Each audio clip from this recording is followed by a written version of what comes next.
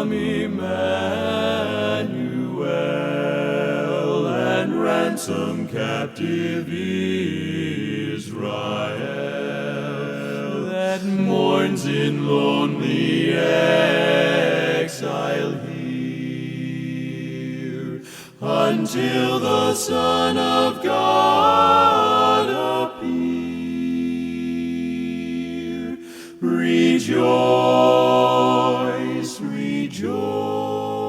Welcome everybody to day 21 of Advent Thoughts. You saw the sort of mess in the sanctuary as we were trying to we're still in the throes of getting everything ready for Christmas Eve services. And in fact, you didn't see this. I actually started to make this video once, except that like the maintenance guys were coming, like I was in the middle of filming and they came in and they were making a bunch of racket. I told them I was recording, they just missed it. And then I stopped and I started again after they left, and I was recording in a different place. And then Des, who's off school today with me, came in and she sort of interrupted. So here I am for at least the third time, if not, I think maybe there's another one in there somewhere. Everything is a mess and in disarray. I don't want to give away the beauty of it yet, so that's why I'm faced this other direction.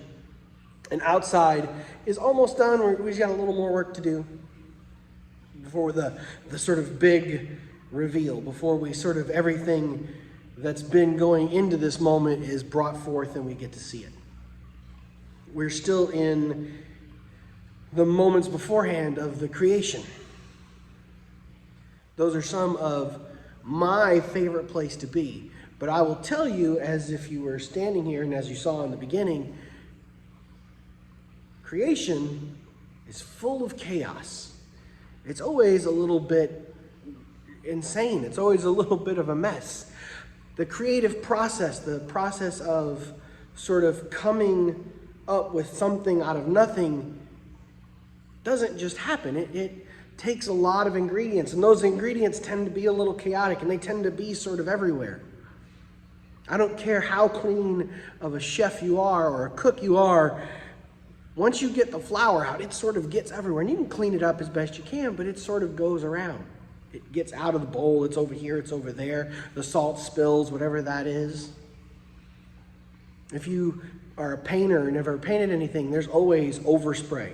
If you're using spray paint, even if you're using a brush, like it gets on you. It doesn't matter what you do. I'm sure if we saw Michelangelo as he was laying on his back on the ceiling of the Sistine Chapel, if you look down at his clothes and his face, he was covered in paint. The act of creation is never pretty. It's always wild and full of chaos and full of excitement and wonder, and sometimes a little bit scary too. As I look around the mess that I'm taking in on Monday evening, I keep thinking there's no way we're going to get it all done in time for Thursday. Except I know we will. Out of the chaos, it will swirl around until it coalesces, until it's done. And we stand back in wonder and amazement at just how beautiful it is. How awesome and good it is when brothers and sisters come together in unity and take out of the chaos and birth out of the chaos this gorgeous space.